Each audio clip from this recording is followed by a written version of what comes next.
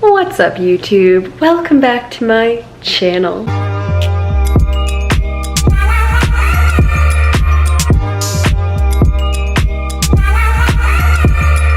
Hello, coming at you with Pippi Longstockings because today is the day. We are heading out in about 20 minutes to head to the surgery center. It's actually in Beverly Hills, but I have been getting a lot of messages on my Instagram on the process of the breast augmentation. So I figured I'd film it. If you guys want me to do a Q&A later on, let me know. If you want me to do updates, let me know. If not, that's chill.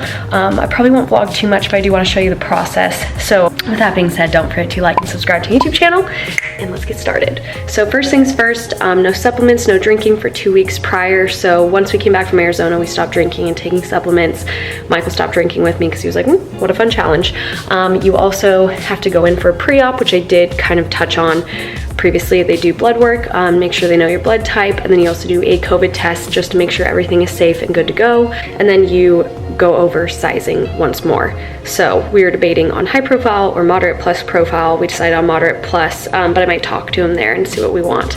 But you also have to buy a zip up sports bra. I did have a couple from Gymshark, but they were too big. So he's like, oh, go a size smaller. So those are actually coming in the mail probably this week. This one's just from Amazon, and then I'll switch into the other ones once I get it. But this was literally like, I typed in post-surgery sports bra on Amazon, and this came up. I have been fasting since last night, so no water, no food. I did take a pill to help with the nausea of the anesthesia, but that was about it. Sip of water with that. And then washed myself with antibacterial soap like Dial. Then just going on and on and on. Then didn't wear my contacts, took off my fake nails by myself. It was Savannah salon and it was very, very, very painful. And then I put my hair up in pigtails just because I don't want to deal with them. There's Michael, my nurse. My little nurse, being a doll, and he's driving me there, and then he's gonna literally hang out for like 3 hours, who knows where, because everything is closed, like restaurant wise. So he said he might find a WeWork. But yeah, so we're about to head out, and this is my ensemble. They said to wear, you know, baggy clothes, so I just have some Gymshark sweats on, some socks. I packed some extra underwear, packed extra sports bra, just because I didn't know like sizing wise. But yeah, this one literally was just like post-surgery zip up sports bra, and it came with all these different colors, like colors of the rainbow for like 20 bucks. So it was perfect. Let's get started. I'm a little nervous, I'm a little anxious, but then I talked to my friend Ashley and I talked to Michael's sister, who both have had them done, and they helped relieve my anxiety so much. I'm now just excited and I just want to get it done with. Like, I want to move on. I want to see the new ones, see the new puppies. It's gonna be a good one. We have arrived in Beverly Hills. We're just waiting, sitting. We've got probably 15 minutes till we need to go in. I also changed my hair to a ponytail and took out my ear piercings. Are you ready? Am I ready? Yeah. Are you ready? Yep. Yes. Yes. Oh, it's going to be great. I will see you after. I'm probably not going to vlog it. I could vlog it if you want, and we can just have Savannah's real talk come out. Oh God. We'll see how we're feeling. How's that? All right. Hello. You guys, it has now been like a week, and it's almost been 2 weeks. It has almost been 2 weeks since I got my surgery. I'm in a cozy little zip up, and honestly, I wasn't too sure how much I was gonna film of this journey because it is something very private, and you're also going through surgery, so it can be very intense, and I just didn't really want a camera on my face. So I honestly just took like a solid week and a half off of vlogging, and it was phenomenal. It was lovely. I literally watched TV all day. I watched H2O, did little baby walks. You guys are probably like, Savannah, what the heck? How was it? How is it? If you guys want me to do a Q&A dedicated to breast augmentation and like my experience, I'm more than happy to do it. Because I personally watched so many breast augmentation videos before I got it, and honestly, everyone's viewpoint's different, everyone's reasons are different, everyone's experiences are different, so keep that in mind. But yeah, once I bid you guys farewell in that last clip, we went into my doctor's office. He has a surgery center that's literally right in his office, just in the back. I had no idea. Literally, this nurse comes out, she's like, all right, let's go. And I'm like, we're not going somewhere, we're not going to like a surgical area, like we're going in the office. And she's like, yeah, just in the back. And it was like this huge surgery center. I guess I'll give you like the long story short. I get in there, the nurse's name was Sharon, and I was like, that's too funny, that's my mom's name, and she's a nurse. And she was like, oh, that's so cute. And she's like, okay, now get in your gown, get all dressed up. I have a picture of what I looked like. And honestly, I was like excited. Like, I'm excited. I feel like a lot of girls have been messaging me, especially now I came out about it, being like, how did you know you're ready? Like, were you nervous? Like, of course you're gonna be nervous about something like that because you've never done it.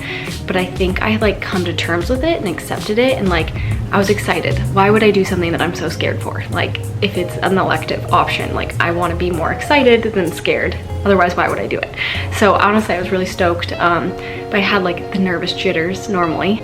I had only taken that pill for the anti-nausea, so that was all I really had in my stomach, like no water. I was thirsty. But yeah, she started taking my vitals, you know, gave me an IV, and just so you know, I'm a little nervous, like I can't look at IVs. And she's like, okay, cool. I'm like, but I do IV therapy, so honestly that was not the hard part.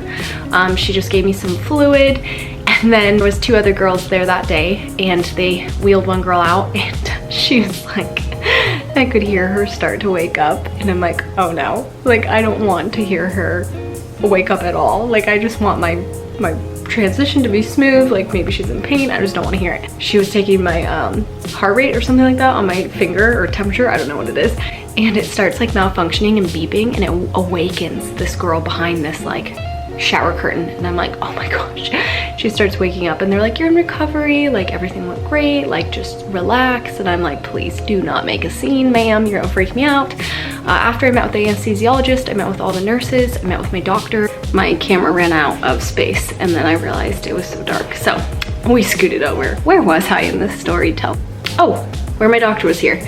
So I trust my doctor. Like I said, I did so much research for years. This is something I've wanted for years. I have looked everywhere, and this is what you get for living in Southern California. I really liked his work. I knew multiple women that used him as well. Basically, I just told him what I was comfortable with, but I said something to fit my body. And I said, that's all I really want. I'm not asking for anything. And he's like, all right, no problem. Like, that's what we'll do then. He's like, I'll test out a couple sizes on you. Once he creates a pocket, he inflates it just to see the sizing for you. So that's how he can like test out the sizes without putting implants in you. And then he uses a Keller funnel to put the implant in you. So it's a very small incision. It's literally just a funnel that the implant goes in. Anyways, after I chatted with him, I was like, cool, feeling good, but I was getting a little nervous. And then they're like, all right, let's walk to the table. And I'm like, what? I have to walk? So I was like, okay, let's do it. Like, I'm about to pass out, but let's do it. And I walked, it was honestly like 10 steps there. But I walked into the room. You know, I was a little nervous in my head. I was like, oh, okay, never had a surgery before. But the anesthesiologist was so funny. I mean, I already had my IV hooked up, so he just gave me something to relax me. And he's like, okay, we're gonna give you something that's gonna relax you. Like, I know you're a bit nervous. And I was like, all right. I literally was like, let's get some boobies. That's what I remember saying. And then I just remember looking back at him, and he was putting medicine into my IV, and he said, what are you gonna dream about? And I go, mermaids. And he felt I was like, this 25-year-old is dreaming about mermaids? What? Honestly, I didn't dream about mermaids. I dreamt about surgery. It was weird.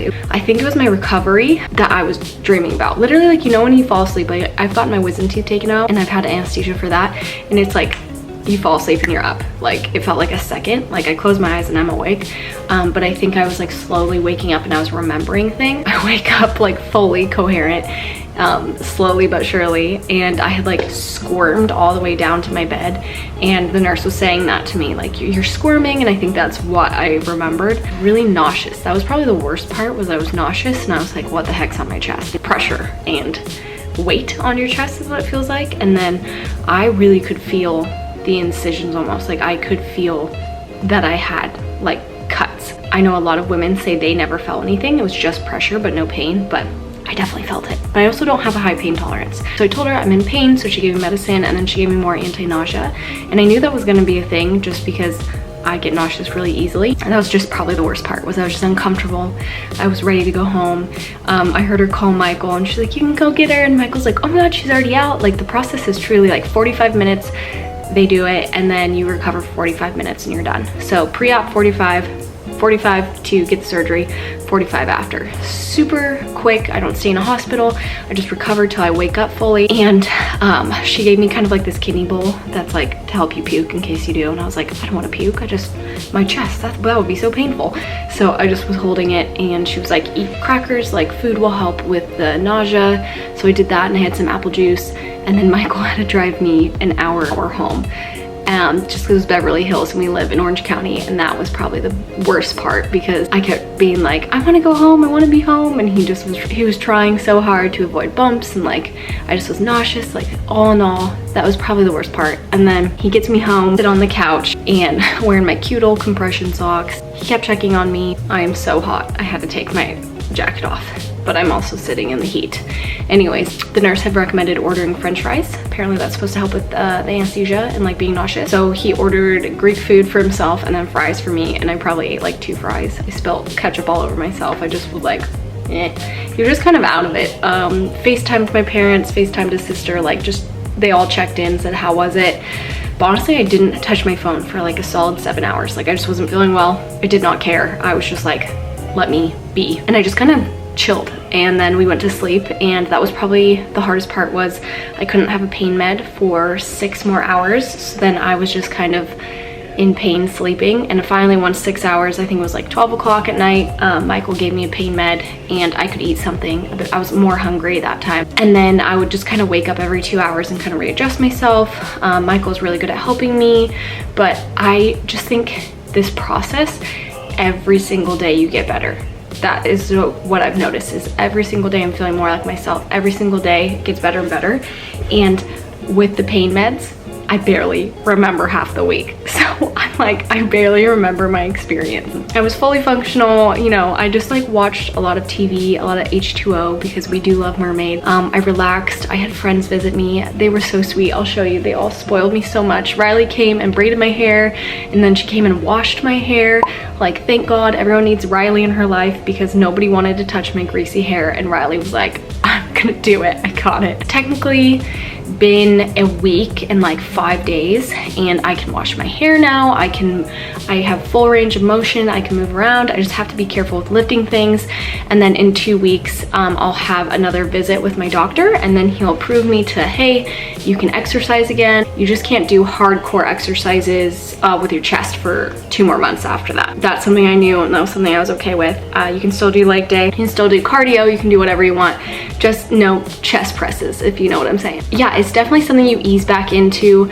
Even like what was crazy was walking. Like even walking 1/10 of a mile was like so much energy that I was exerting that I was exhausted. Like walk across the street to get a decaf coffee and I would be like, my day is exhausting, and I would sleep. So I think your body's just so tired, it's trying to recover. It's trying to put all of its energy into recovering. So that was probably the biggest thing, that I just didn't realize how sleepy I would be. And there were days that I just didn't want to see people. Like I could only last 30 minutes and then I was done seeing someone. I was like a little too tired. Like I went over to the twins even on Monday, so a couple days ago, and I said like, hey, I don't last very long. So I stayed there for about an hour. Now I feel like I'm better. Now a couple days have passed by and I feel a lot better. But yeah, definitely for a while I was like, I could only see people for a minimal amount. Otherwise I just wanted to kind of sleep or chill out or go on my computer and just relax. That's all I wanted to do, was just relax. And it was so lovely to have a week of just relaxation. Boob job or not, I totally recommend just relaxing. So I'm not someone to relax ever. I did have a post-op appointment a week after, so this Monday. I was gonna take you guys with me, but then I just decided not to.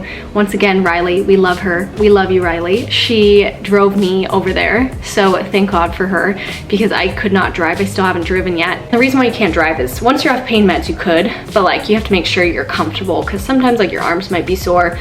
My arms were really sore for a while lifting, and sometimes they still can get sore. So she drove me down there. He took out my stitches, which was really easy. Literally like didn't even feel a thing.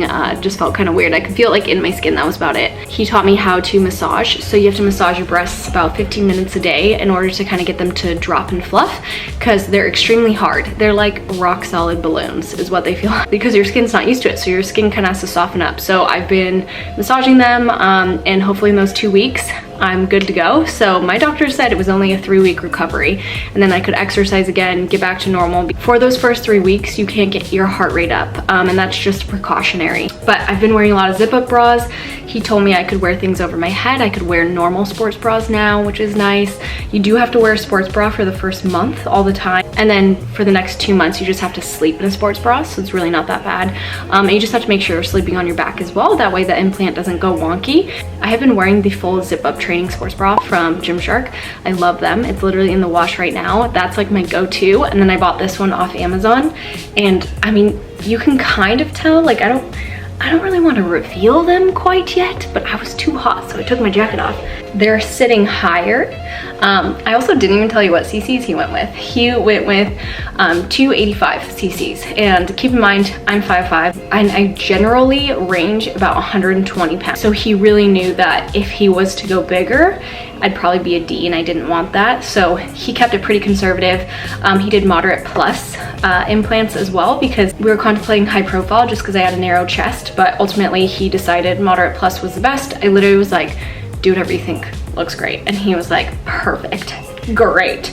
But I'm really happy with my results. I'm loving them so far. It's kind of weird because this is not what they're gonna look like. This is just them sitting up high, and they need to drop and they need to become normal. So this is not what they're gonna look like. It's really weird to know that, because it's like a patience game, and you're like, this is something on my body, but I don't know what it's gonna look like. So that's kind of interesting. It's an interesting partake that nobody really tells you as well. I'm happy to share more of the journey with you guys. If you want more monthly updates, let me know. They're going to be changing clearly, but I did want to kind of give you a story on what really happened, and especially for those ladies, because I got countless DMs saying I would love just to even see your experience.